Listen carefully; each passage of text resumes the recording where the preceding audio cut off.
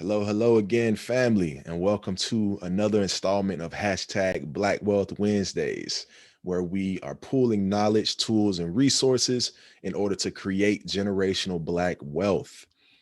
Today, we have a great guest and some great content for you. We're going to be talking about general financial literacy, right?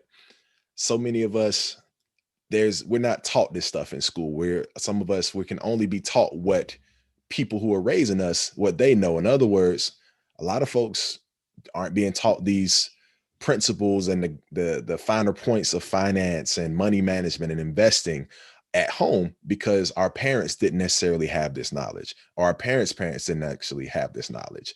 So how do you then disrupt that cycle of a lack of knowledge or a lack of awareness, right? The answer is, like so many things and so many problems in the Black community, a communal approach. And that's something we've gotten away from here in the United States and a lot of times abroad as well. This individual focus, this I'm going to get the knowledge, but I'm not necessarily going to share it. That's what we need to get away from. When someone achieves something, when you acquire some type of knowledge, we have to get back to a cultural paradigm of it's then imperative that I then reach behind me and pull someone else up with me as well.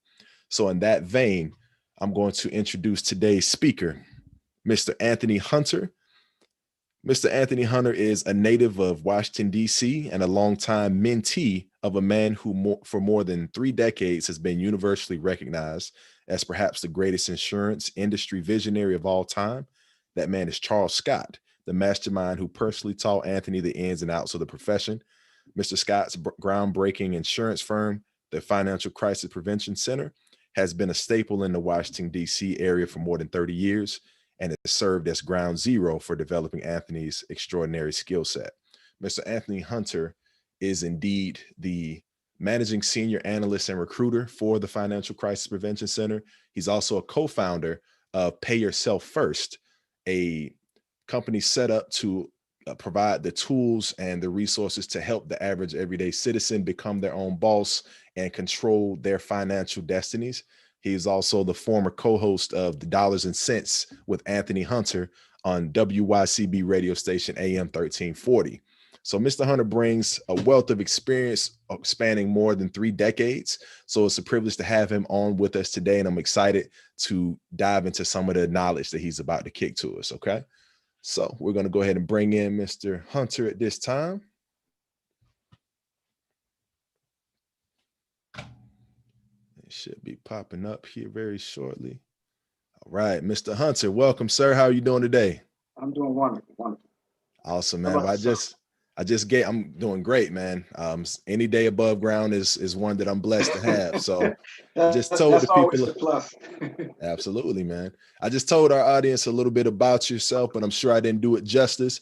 So briefly, just give us an overview of who you are and what you represent in the industry in which you operate. Okay, I'm with a company called the Financial Crisis Prevention Center. I've been here, I guess, about 30 years. What we do is help individuals try to avoid a crisis, and we can do it in a number of different ways. One thing we help show a person how to do is lower their cost of living, which I think is very important with prices going up all the time. We can also show you how to lower your taxable income and then take those savings and actually put into a retirement vehicle for yourself. These things are very simple to do. They're very cost effective, and a lot of times doesn't require a lot of money. I mean, you'd be surprised what you can do with a little bit of money, with a lot of knowledge. Having the right things to say and to do, and then put it in the right perspective and put it in the right place where it can do the most good for you. 30 years selling life insurance, disability income, annuities. Right at this point, I'll probably have about, I would say, around 4,000 clients that I serve on a regular basis. Primarily work in the government market. And one of the problems that I see a lot in this industry is that people are just unaware. I'm surprised that the average employee doesn't know how their benefits work. And that's pretty much the starting point of anything. You sign up on a job, and you're excited about the fact that you got hired, but you don't take the time to look at what they're giving you. Okay, they're paying you extra dollars per hour, per month, or whatever, and then you have this benefits package that you just initially off and signed on and put it off to the side, and have no idea how they work.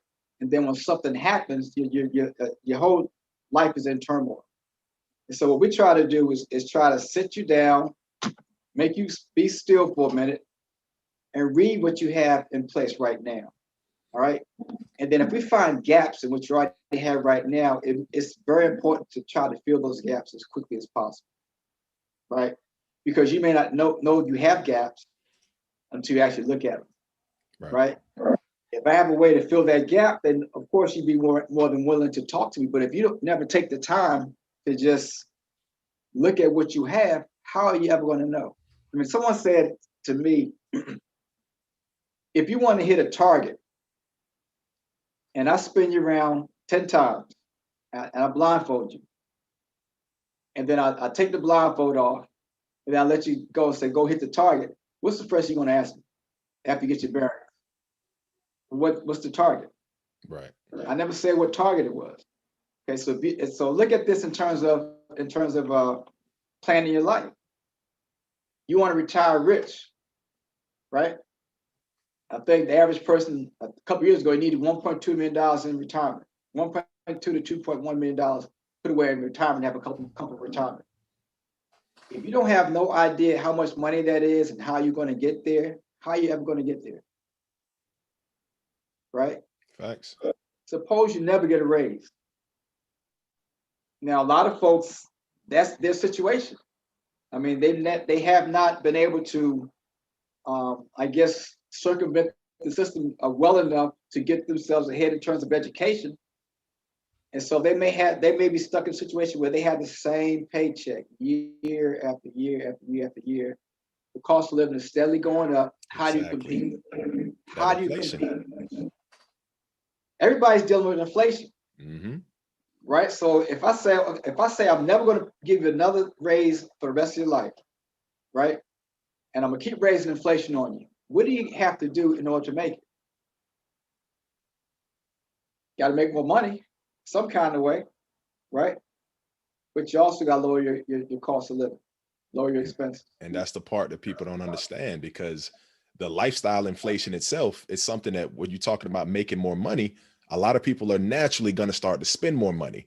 So again, like, talk about that more. How do you combat that, like overcoming that impulse that people have to, hey, because if I'm putting in the extra effort, if you're doing something that the market rewards, to say, hey, the value that you're bringing to the market is, I'm recognizing it and I'm going to pay you more accordingly.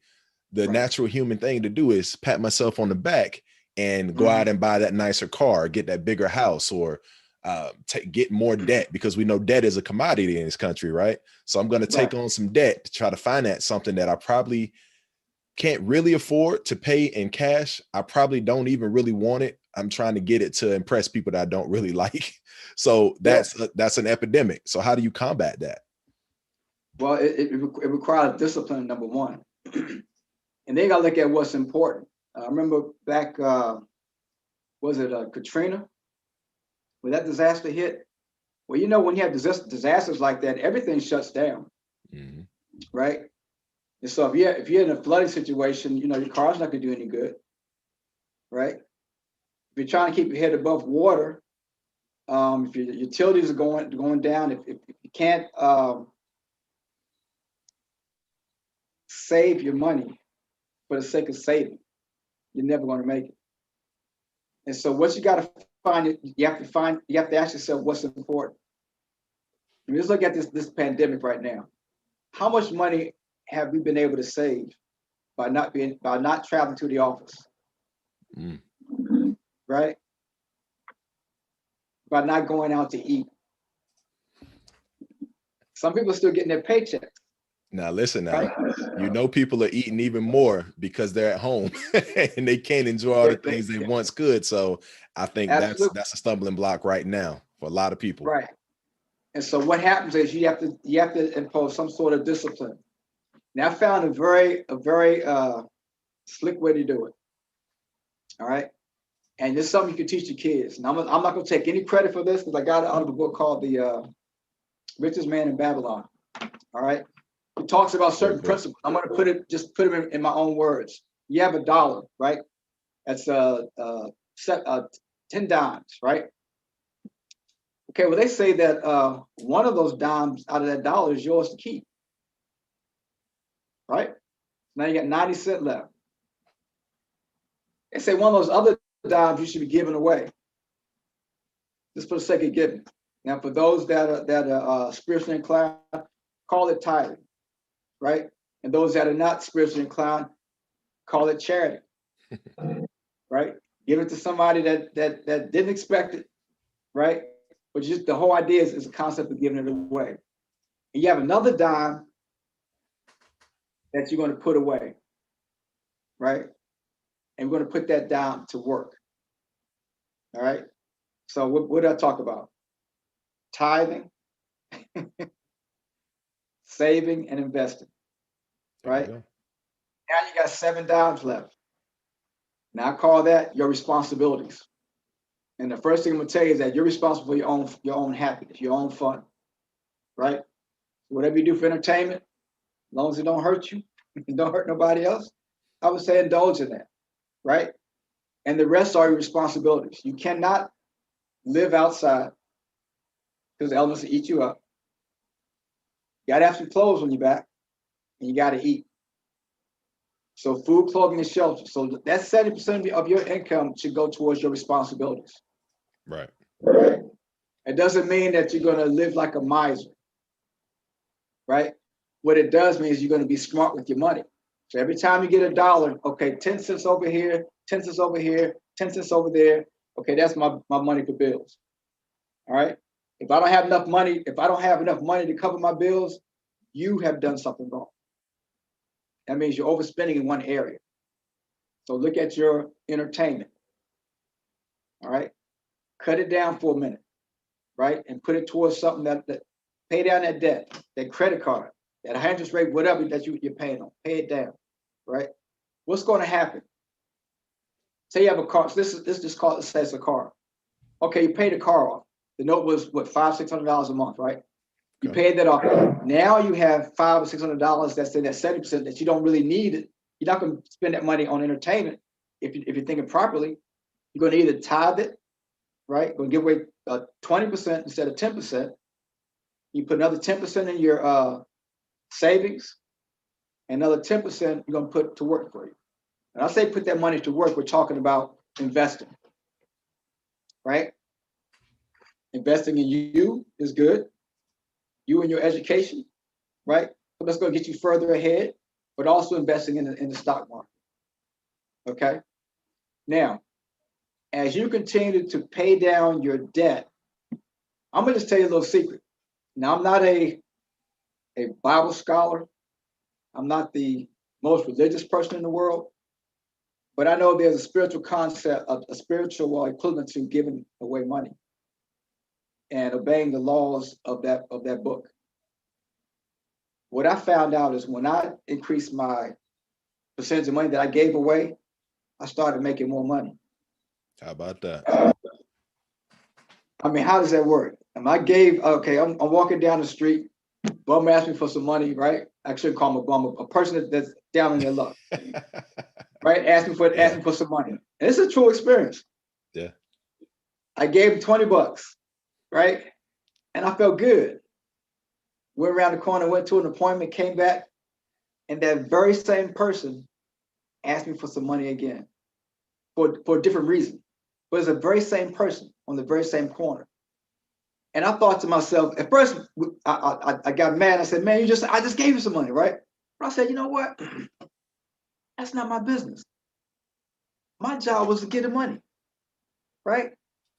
A cheerful giver, right? Mm-hmm. So what he does with that money is none of my business. See, I was obedient to that concept of giving that money away. And what happens? Well, the man above rewarded me for being obedient. Right? Now, everybody's not going to latch on to this, but if you try, I'm going to tell you right now, it's going to work. Right? Now, as you pay down your debt, you may still not be making enough money to enjoy the lifestyle you want. Okay, so what do you want to do now? Well, I've lowered my cost of living. Well, actually, I paid down my debt. Now I got to find a way to lower my cost of living, right? So what do? It's a very novel concept. And back in the day, we used to have newspapers. Everybody's online now, right? But Newspapers, what's that? right.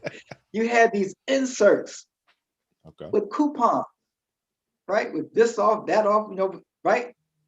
And so I'm gonna tell you an experience that I had one day in the grocery store. I'm in line behind this lady. She's got like 2 carts, grocery carts full of food, right? I'm like, oh, it's gonna take forever. So she pulled out this little booklet, and she had a bunch of coupons in the booklet. And I'm like, man, I need to move. Yeah, you I in for didn't the move long haul behind somebody like that. a long haul. So I stayed in that line, and I watched this lady swipe after swipe after swipe after swipe after swipe. She ended up spending $5. Could have been on that show. What was it, Extreme Coupon or something like that? And this was before that show. Oh, okay. I had never heard of that show until I said, I know people like that. Yeah. But that concept actually works. So let me ask you this: what inspired you to stay in line behind her, even though you saw like, oh man, she got 2 grocery carts full of stuff? Was it when you saw her pull out the book, or you just went on ahead and said, "What the heck"? What excited me is that I knew she had coupons. I want to see how many she had and what kind of discount she was going to get. Right. So I waited, and she spent $5. Now my cart was, I had 1 cart, wasn't halfway as full as her 2 carts, and I spilled 10 times, 20 times more than what she did. I felt very stupid, I bet. right? Yeah. Because if you don't know, you don't know, Mm. right? If you're trying to live high on the hog and you don't have to, why do it? So we've developed a way to show a person how to lower their cost of living. That's through discounting, right? Now you have to find a way to lower your taxable income. If your salary never goes up, you got to lower them taxes some kind of way. Well, the only way you can do it is to start a business. The best one to start is a home-based business. And everybody's like, man, I don't want to get into sales. I don't have any, I don't know anything. Well, get something that's set up already.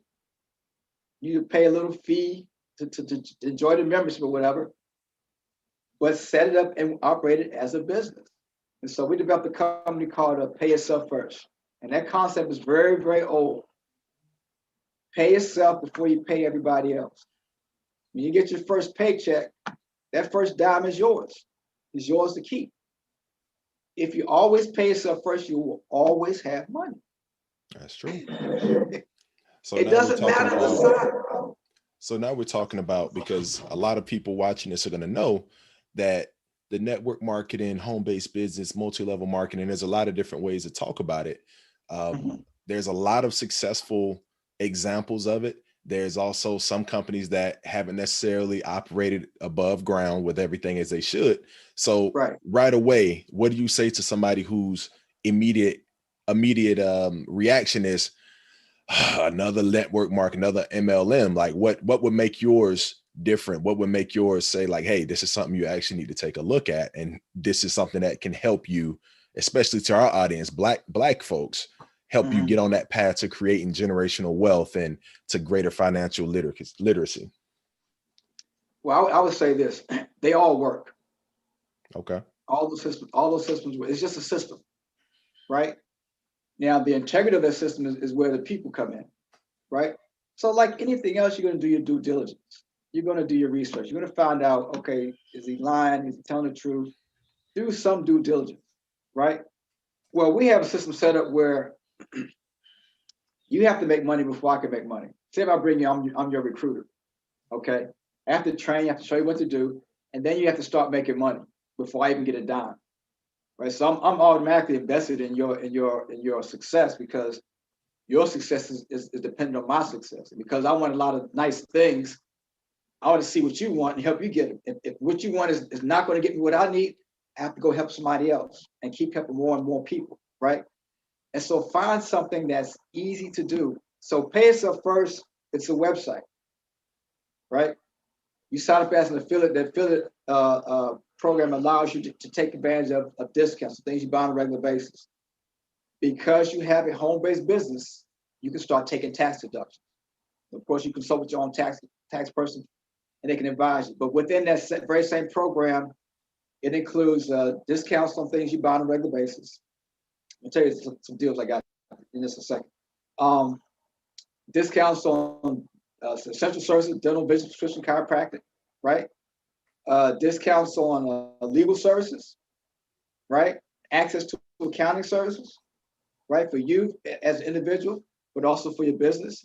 Access to telemedicine, right? Access to a doctor from your home or office, whether you need to go, a virtual visit for the most part through telemedicine. And so what you're able to do is enroll in this program, utilize the discounts, and then share your discounts. So one thing I did when we first got started with Pay Yourself First, I'm not a tax advisor, I'm not an accountant, but I deal with a lot of people, right? And so my thing was, okay, this is what I want to do. I'm going to do this, but I'm going to do this business on the side. Okay. So how do I make this business work? Okay, I'm going to pay my fee. Okay, it says you lost discounts. Okay, I'm going to get my stuff at a discount. Okay, great. How do I write this stuff off? Right? Not can I write it off? How? So I want to get a bid. All about the mindset, right? It's mindset. It's mindset, not how. I mean, not can, how. And so I want to get this nice bed. And so I just asked the accountant, how can I write this off? And he asked me one simple question. Have you ever been into a showroom? Most people have been in the showroom. If it's a car, whatever, you've been in the showroom. In the showroom, things have what? Price tag on it. And it's a very simple concept, and it almost went over my head, but it was so because it was so simple. He said, when you buy the bed, leave the price tag on the bed. The next time you have some company over your house, take them in and show them your bed. Tell them where you got it. Tell them how much it would have cost you, how much you actually paid for it. That's your write-off. You can do that time and time again because that's advertising. You're advertising your business. That's promotion. Hold on. So I you're didn't go to telling me social media. You understand me? now you're gonna have to break that down for me in the audience, right? Okay. So I buy a bed. I want to write it off. I'm finding a way to write off whatever I can in businesses. And for the Donald Trumps of the world, we know that they do it very well, right? Exactly. Whether it's right or wrong, but there is what I personally always want a lot of people to understand. When you look at a Donald Trump or I think Amazon was another company that paid zero taxes several years in a row. So instead of us getting mad, and a lot of times at the 1%, now there's a lot of stuff that they're not doing right. I'm sure there's a lot of things that can be adjusted, tax rates, this, that, and the third. But at the end of the day, we as a people, Black people specifically, should not be mad at anybody who has figured out how to legally work the system in a way to their best benefit. So I think I'm an advocate, and it sounds like you are too, of instead of getting what do you say? Don't hate the play, hate the game, right? Don't hate, congratulate, or participate. That's the one I'm looking for. Don't play or hate, participate. So if we're going to figure out how we can do some of the same things, an example you're giving is I have a business. And so I'm going to go, for an example, to buy a mattress and a bed, and I'm going to have it at my house, leave the price tag on. And when people come over, I just tell them how much I pay. And how does that translate to you being able to then write that off though? It's advertising for your business. All right, because I got the bed through Pay Yourself First. Right. Got you. Okay. Had I not gone through Pay Yourself First, it would have cost me a lot more. Okay. So in this case, this is specific to your business model with the page. Okay. So to translate that to everybody, whatever you can get through your business, if it's at all, it just needs to have some type of relation to your business. If you can justify, then you can find a way to say, hey, this is business related expense, be it a bed, be it a new car, whatever the case may be, and then you can get that write-off. it's a lot easier to do it that way too. And that's exactly what Donald Trump's been doing for years. And sure. that's what they all do. Yeah. Right. And they have you pay the full price because you're paying full price for everything. I mean, I have a client right now. She works for one of these defense agencies, right? She's got she's in the shoes. Now, I've never been in the shoes, but she's got a bunch of shoes that are still in the boxes. I mean, the Nike, whatever stuff they come out with. But rather than what she's doing is rather than using that as her, what do you call it, her fleek or whatever, when they showing the how much they got going on. Okay. That those items can be sold because she never wore them. They're all in the boxes, right? So for her, that's an investment, right? So you can, if a person's still out there like to buy clothes and things like that, find a way to make that work for you. It's not working for you if it's on your back. You're gonna buy a Gucci purse, you're gonna pay full price for it, you're gonna walk around with it, chances are somebody gonna snatch it from you anyway, right? But what if you can get that same Gucci purse at half the price? Because that's where pay yourself first comes in. You're not gonna stop people from shopping. Huh. I got a pair of Testonis. They're if you look them up, they're shoes, right? And these shoes cost like $600. Now I got the shoes through Pay Yourself First, and I paid $2. That's a $400 savings, right? That's $400 that I can do what? I can tithe it, I can put in my investment, or I can pay down a bill or something, right? So I haven't lowered my lifestyle, right? The lifestyle's still high, but I'm not spending that money. It's just a small tweak. It's the coupon. You take the coupon. Movie tickets. You get movie tickets. I mean, we're starting to go back into the movies now at some point. I know they open up this weekend. But I have these movie tickets that I can get at a discount. And so I go in there and I don't pay full price for movie tickets, right? Suppose you take your friends to the movies, right? You got your tickets from Pay Yourself First. Now you got a bunch of friends, you hosting a party, whatever. That becomes a business expense and becomes a deduction.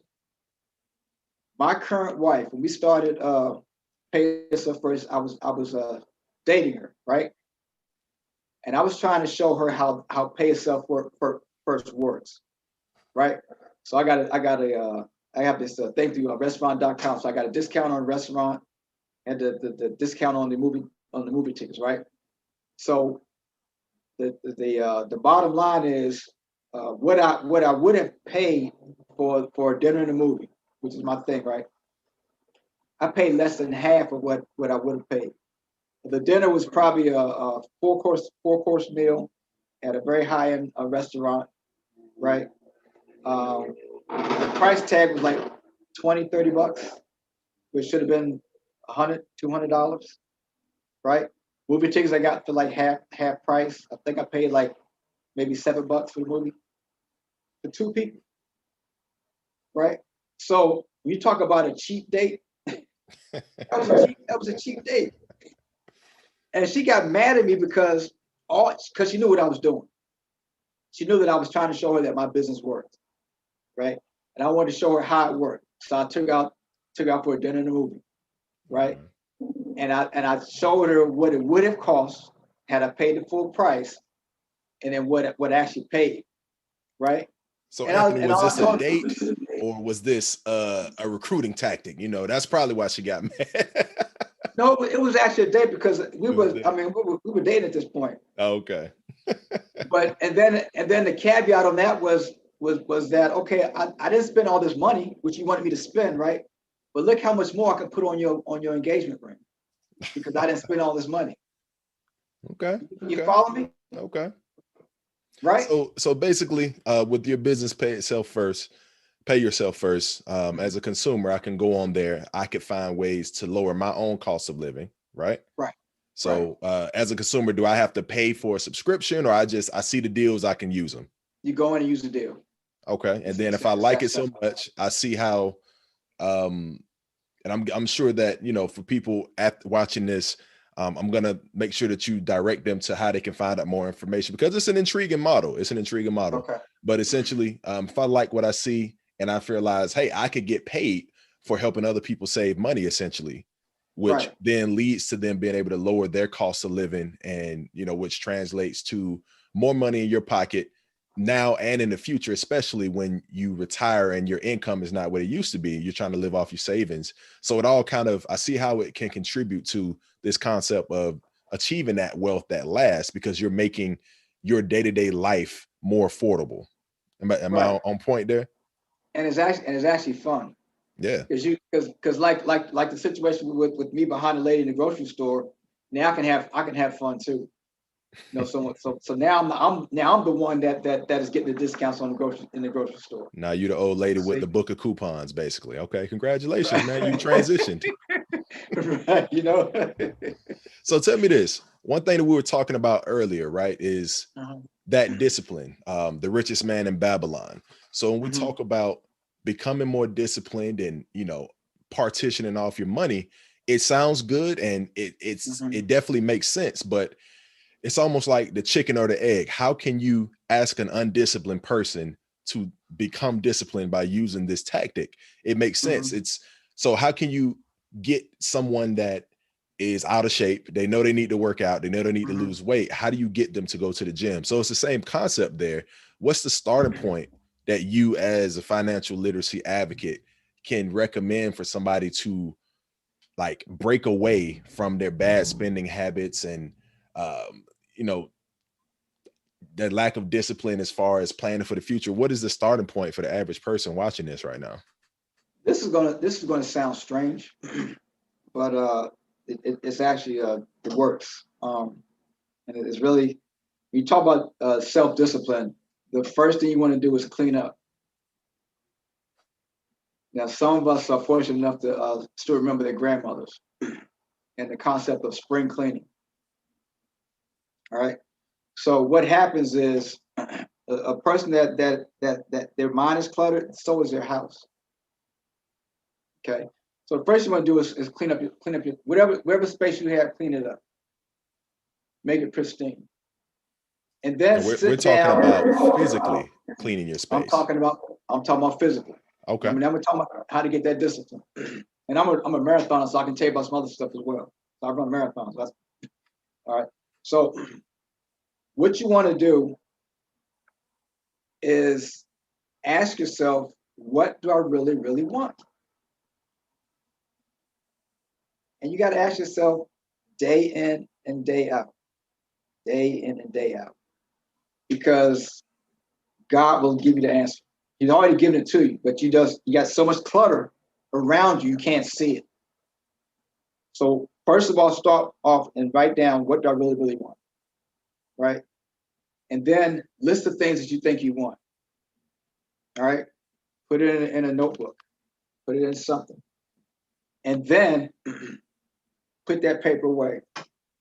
Now, before you go to bed, look at that list. All right. When you wake up in the morning, take that list out and look at it again. If there's something on that list that, okay, I want it yesterday, but I don't want it today, cross it off. All right. What I'm going to show you how to do is how to get yourself focused. Right. Because a person is not going to save money. They're not saving money because there's nothing they want. Hmm. All right. You don't save to get a house. You save for what the house can do. Right. You're not going to die in the house. Well, you may die in the house, but you're not going to die with the house. It's not going to go in the grave with you. But you get that house. Okay. Who is that house really for? Mm. It's for you while you're living.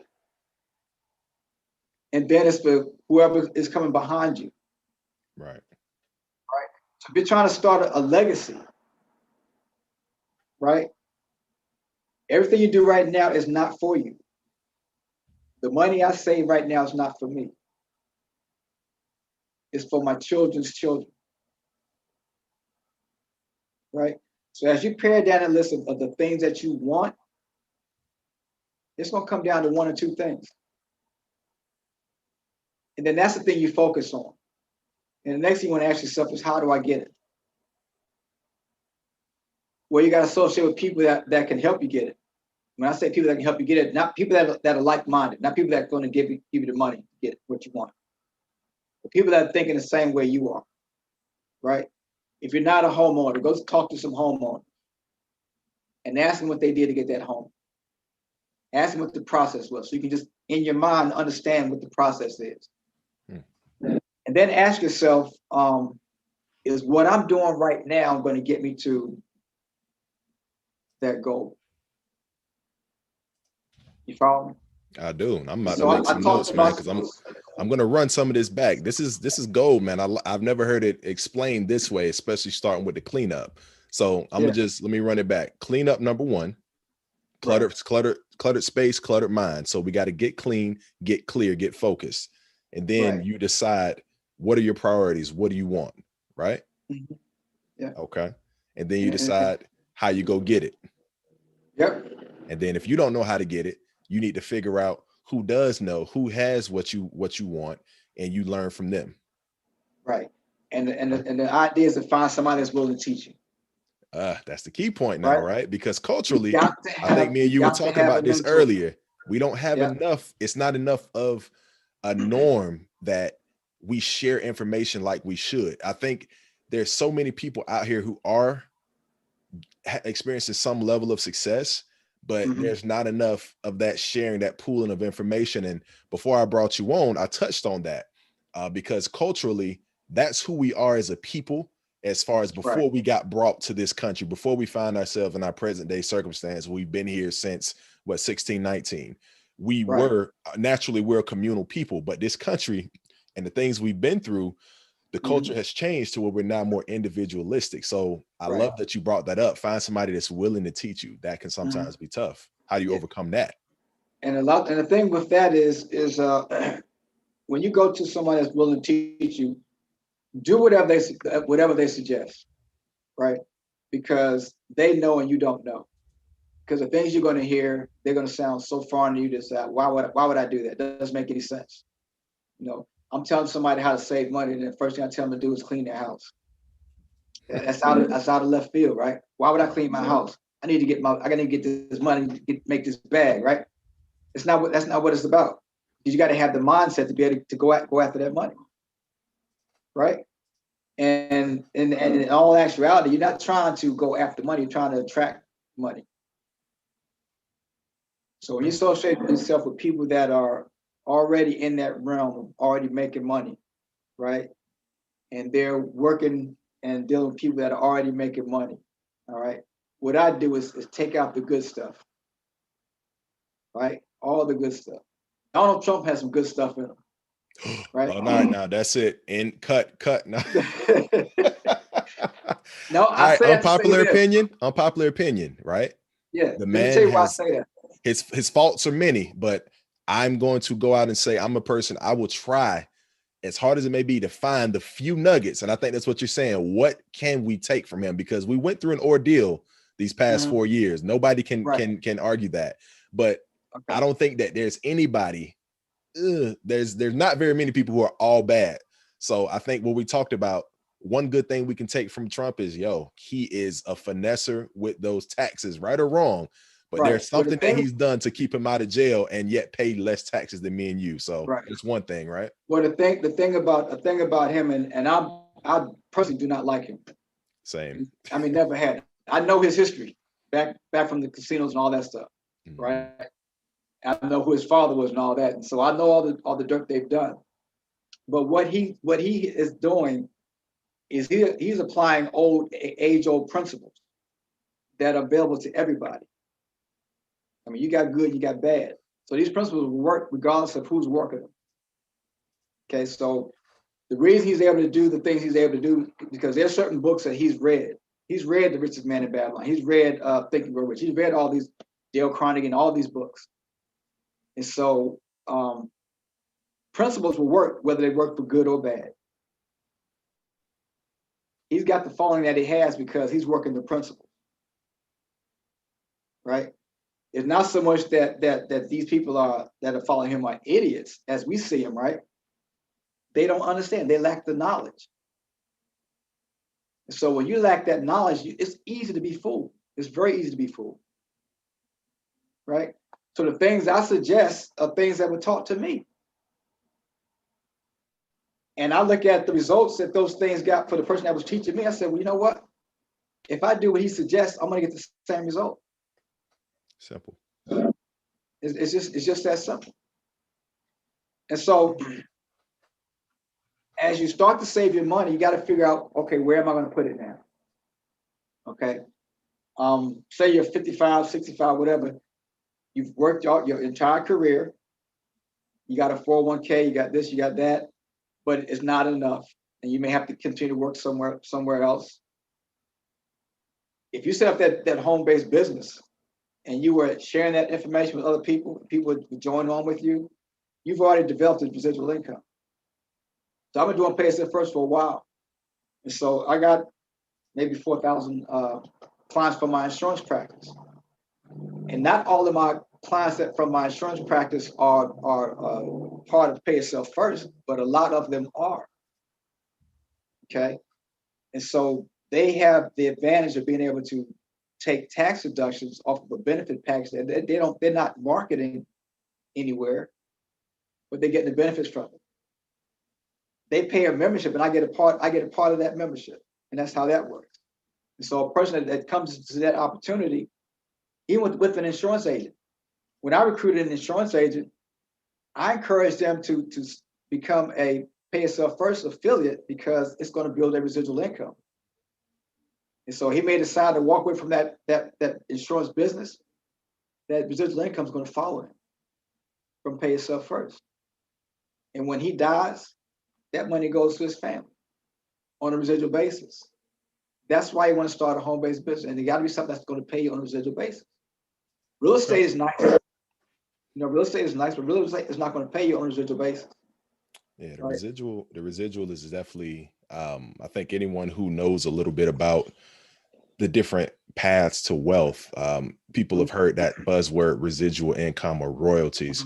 So I'm always a big advocate for anything that does that. Like you said, the issue is finding the right vehicle. How do you know what's right for you? How do you know what you can handle?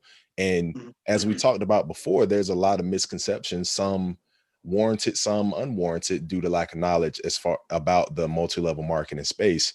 But we've covered a lot of stuff here today: life insurance, overall financial literacy, entrepreneurship, different vehicles, residual income. So what are some of the biggest pitfalls that you would recommend to help people avoid when entering any of these spaces? Life insurance, finding the right life insurance agent to work with, finding a multi-level marketing home-based business.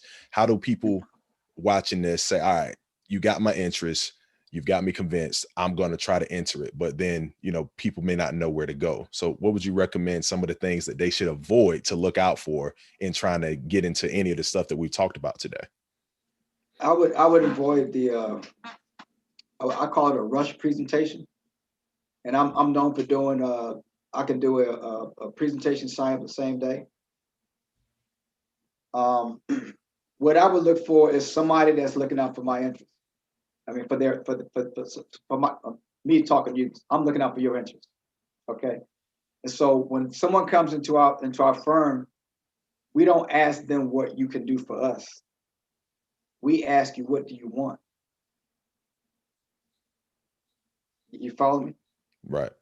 If you tell me what you want, I'm going to say, well, let me see if what I have can help you get what you want. And I'm willing to walk with you and talk with you and help you get what you want.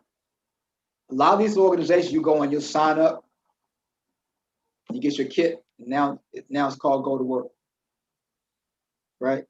And so you got to find someone that's willing to walk with you at least until you can walk for yourself, right? So my job is to bring you in. My goal is to get you into management, basically. Okay, so how do you get to management? Well, you got to do these things, right? I'm going to help you get to management. Once you get into management, you don't need my help anymore, right? Now you go help somebody else do what you did. So it's a cycle that continues, but you got to be willing to look out for somebody else. When you go and look at an opportunity, If they don't ask you what you want, and they don't give you a path to showing you how to get what you want, try to find something else. You know, if they're suggesting you to do something out of the ordinary, right? It's just it's strange, but this is way off the chart. Okay, who is doing what you suggested? Point to me that person is doing what you suggested. If there's nobody that's doing it, okay, did you do it? You didn't.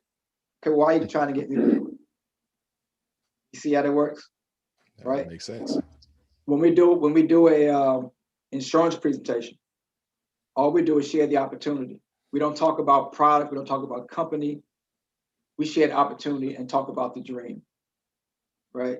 Everybody wants nice things because we've been programmed to want these nice things, right? We want a big car because that's how we've been programmed. We want a nice house because that's how we've been programmed, right?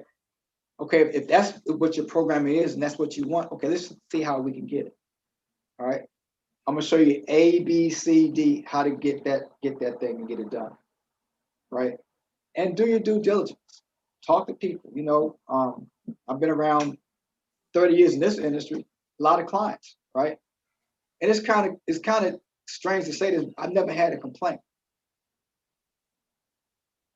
I mean, it sounds weird, but I've never had a complaint. You know, and you won't get a complaint unless you do things right. And when you meet somebody, you'll be able to tell right off the bat. Women are very good at it. Women have something called intuition, right? They're gonna look at you when they first meet you, and they know. Hmm. They don't say it, Yeah, but they know. discernment is serious. Right, right. And so when you work with people for a long period of time, you develop the same thing.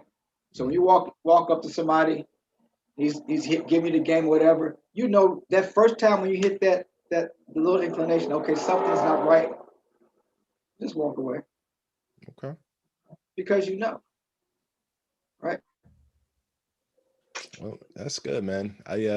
My hope when people watch this is that there's so many different ways to get it out here. There's so many options available, and that can be part of the challenge is just choosing a path. But Mm-hmm. my advice is always to choose something. Find someone like you're saying that can get in your corner. And like we were talking about, man, with the process you mentioned is just really just sitting down, clearing out the noise, cleaning up, deciding what you want and figuring out how to go get it and then align with Right. someone else. So clean up, decide, strategize, and then partner. I think that's a good way to break it all down. And I love that, man. So I think there's a lot of good information we talked about today, and I'm confident that somebody watching this episode is going to be able to at least, if not start today, to make that decision is my hope, to make that decision to start the process down Mm-hmm. a better path to financial freedom. And I appreciate you and all the information that you shared today, man, for helping us out with that. Absolutely, absolutely. Yeah. So tell me, where can our audience reach you for, to check out the Pay Yourself First, or become a client of the Financial Crisis Prevention Center, or just try to get some of that mentorship like you talked about? Any information? How can people reach you? I think the first thing you can go to my LinkedIn page. Mhm. I think it's my name, Anthony Hunter. Okay. It might be Anthony G. Hunter. And my sites are actually on that page. It's probably the fastest way to get to me. Other than that, I could text you my app, but you can get my app from the site itself. That's probably the fastest way to reach me. I don't take personal calls from people I don't really know. So Not mad at that, brother. Me neither. I wanted to mention, folks, I forgot. If I don't know if I mentioned it, but Mr. Hunter does have the Anthony G. Hunter app available in Google Play and the and App also, Store. yeah, also And in the App Store. Absolutely. yes, sir. All And you have then to do is just register, and then you can contact me through the app. mm, And that's probably that's probably the best way to contact me, because you could be able to read a little bit about me. You can see some of the things that I offer on my platform, and then of course you can message me and set an appointment. We can sit down and talk. all right. And I want to emphasize again, I don't know if I mentioned this, both the Financial Crisis Prevention Center and the Pay Yourself First companies are both founded and owned by Black people. These are Black owned companies. So as I mentioned Right. before, a lot of people watching this may be aware of our company 3BC, the Mob Directory and Market, but your companies are the exact type of entities that we look for to amplify and spread the word. So you guys, Right.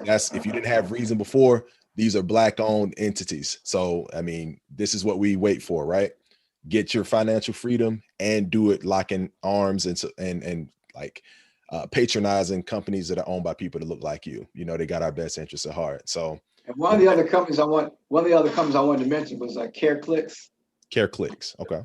We actually own that telemedicine company. So Okay. careclicks.com, and you'll find out about that, and you'll find out a lot more about, not necessarily about me, but who we are and the power that we have.